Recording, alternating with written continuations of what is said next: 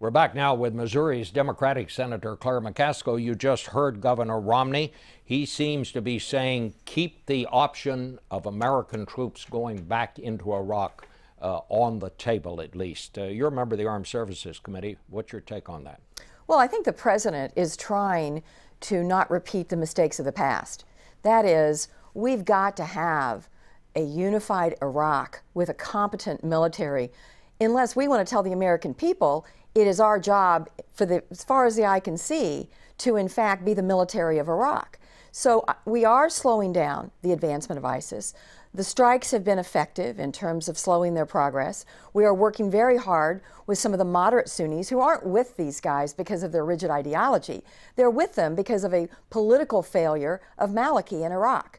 So I do think we need to give time to this strategy to work and make sure that for the first time we have the Arab neighbors who have so much at stake in this war, that they are participating fully instead of the United States carrying the entire load. Let me talk a little bit about what he said on immigration. He said what the Republicans have been saying up on the Hill. The president taking unilateral action on immigration is a poke in the eye, like waving a red flag in front of a bull. Are you comfortable with the president taking unilateral action?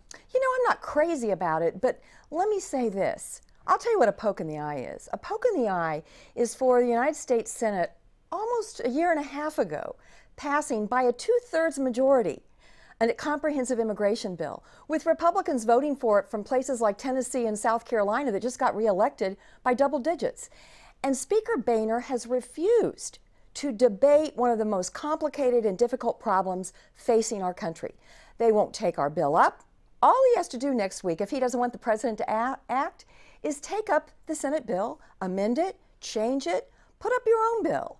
Let's get back to doing our work instead of just blaming the president for everything. Well, if you had your wish, would it be that the president not make the first move here, give the Republicans a chance to do something first? My wish would be that on Monday, Speaker Boehner would say, you know, we've realized this election was about change and us being functional. Here's what we're going to do. We're going to come up with a health care plan and vote on it to replace Obamacare, which they will not do. We're going to debate immigration, another serious problem in our country that deserves debate on the floor of the House. I am tired of the politics of let's just blame the president, let's just say everything's wrong with the president, let's just say everything's wrong with Washington. We need a policy partner here to compromise and find consensus.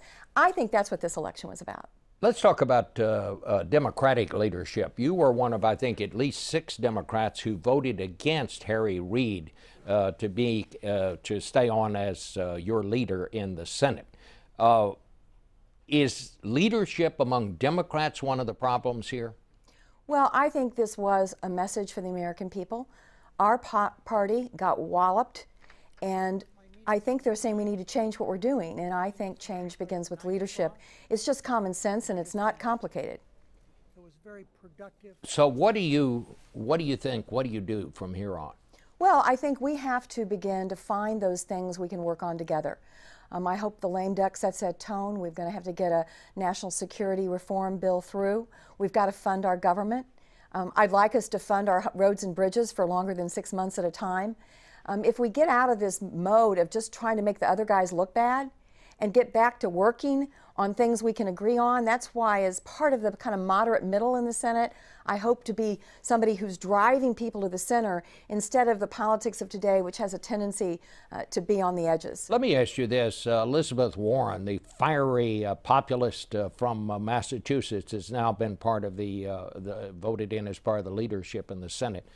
How do you feel about that? It's another woman in leadership, but is this going to leave the impression that the party is moving to the left when a lot of people think the only way that you can get anything done is if both parties move toward the center?